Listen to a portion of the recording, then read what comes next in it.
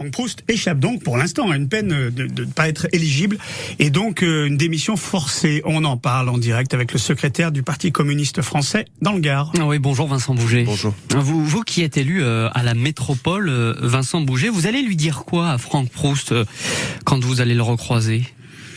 Je vais lui dire comme je lui dis depuis le début du mandat, c'est-à-dire que nous, on ne s'est jamais positionné sur ces questions juridiques qui nous échappent. On n'est pas des justiciers ni des juges. On subit le fait qu'il y ait des affaires, comme tous les élus et comme la population. Mais ce qui nous intéresse, nous, essentiellement, quand on vient au Conseil communautaire, c'est de parler du fond des projets. Donc, on en a parlé au dernier Conseil communautaire, au prochain, je sais pas quand est-ce qu'il a lieu, mais on continuera d'en parler. C'est marrant parce que je vous parle de l'affaire et vous me parlez des affaires. Quand vous me dites des affaires, vous pensez notamment aussi à l'affaire Flandin, Richard Flandin, qui est adjoint au maire et qui fait l'objet maintenant d'un signalement au parquet parce qu'il n'a pas déclaré notamment une société civile immobilière. On vous a pas entendu sur justement cette autre affaire. De la même façon, on n'est pas juge. Donc nous, il faut que la justice fasse son travail, et ça, on est attentif à ça. Mais on se permettra pas de juger du fond d'une affaire quand on ne la connaît pas. Par contre, effectivement, nous qui avons la volonté de parler des affaires de la ville, on parle souvent maintenant de la ville des affaires, et c'est ça qui est devenu un vrai problème ici. Ouais. C'est pas très bon tout ça, Vincent Bouget, pour votre image, l'image de la classe politique en général, jugée plutôt corrompue par 69% des Français. C'est ce qui ressort du dernier baromètre de la confiance en politique du Cevipof et fait par Opinionway, l'institut de sondage.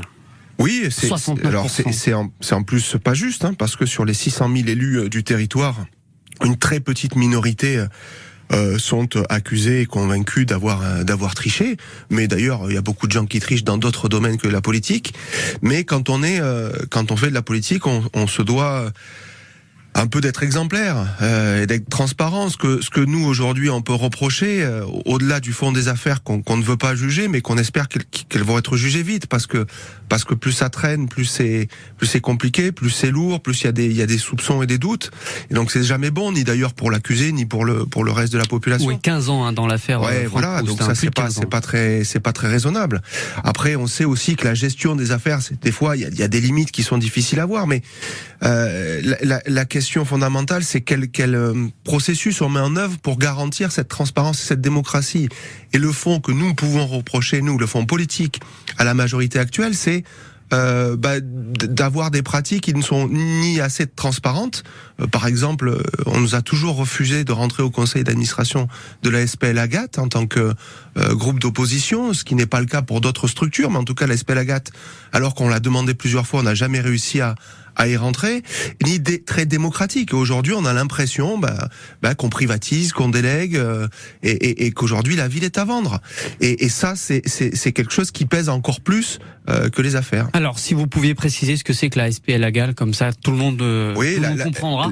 La SPL Agathe, c'est la société publique locale qui aménage pour le compte de la ville et des collectivités de l'agglo une partie du territoire. C'est une société d'économie mixte publique et qui permet de faire des opérations d'aménagement, mais qui échappe au contrôle de la collectivité. En tout cas, en amont, on a des comptes rendus a posteriori, mais on n'a pas de visibilité sur ce qui est fait en temps réel. On parlait de la défiance à l'égard de la classe politique. Comment vous lui redonnez confiance, vous leur redonnez confiance à ces Français ?